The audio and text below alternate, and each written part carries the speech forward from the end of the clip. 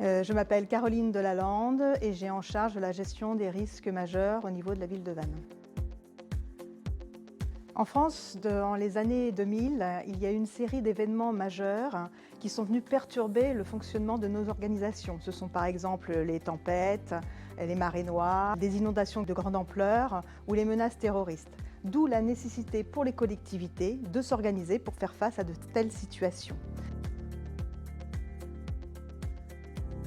La loi de modernisation d'août 2004, relative à la sécurité civile, a donné une valeur juridique au PCS et l'impose aux maires, dont la commune a un champ d'application dans les plans particuliers d'intervention ou si elle est dotée d'un plan de prévention de risques naturels prévisibles.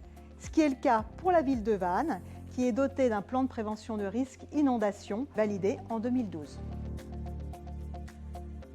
Le plan communal de sauvegarde a pour objectif d'organiser la sauvegarde, la protection des personnes et des biens en cas d'événements civils sur la commune. Il est complémentaire du secours à la personne, cette mission étant celle des services de secours.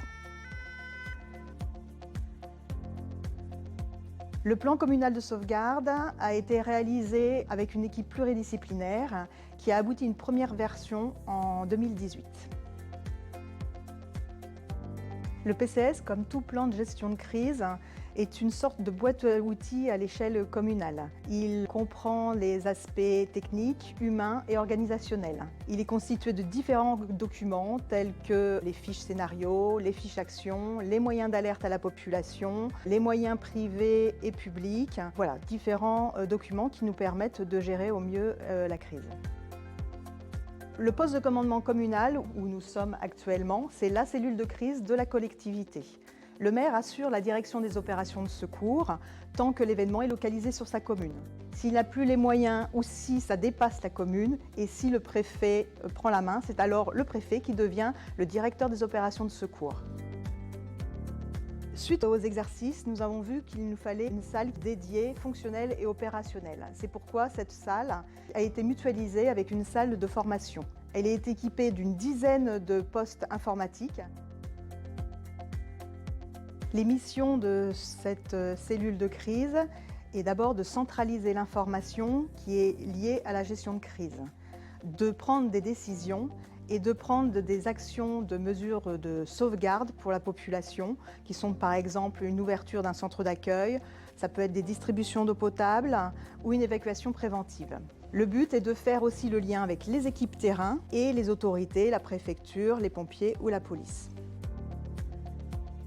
À la demande du préfet ou par sa propre initiative, le maire active le PCS. Les membres du poste de commandement communal sont alors alertés par un système d'alerte téléphonique qui leur demande de se rendre le plus rapidement possible au poste de commandement communal.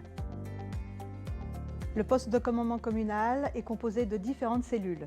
Il y a le directeur des opérations de secours, qui est le maire ou premier maire adjoint ou un autre élu, le responsable des actions communales, le directeur général des services ou le secrétariat général ou le directeur général des services techniques, la cellule communication, la cellule administration, la cellule sécurité, logistique, soutien et la cellule informatique. Chaque cellule a des missions bien spécifiques. On a un code couleur avec des chasubles de couleurs, des classeurs de couleurs et chaque cellule sait où elle doit se placer quand elle arrive pour gagner du temps dans les premiers instants de la crise. Pour garder opérationnel le poste de commandement communal, il est important de mettre à jour les données, de former le personnel et de faire des exercices réguliers, des exercices communaux ou des exercices préfectoraux. Le poste de commandement communal, nous avons à peu près une cinquantaine de personnes puisque nous avons des titulaires et des suppléants et nous avons une centaine d'agents volontaires qui sont prêts à intervenir pour la sauvegarde de la population.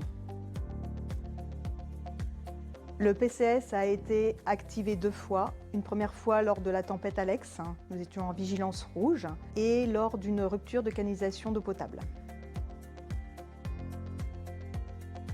En plusieurs mots, opérationnel, coordination, coopération.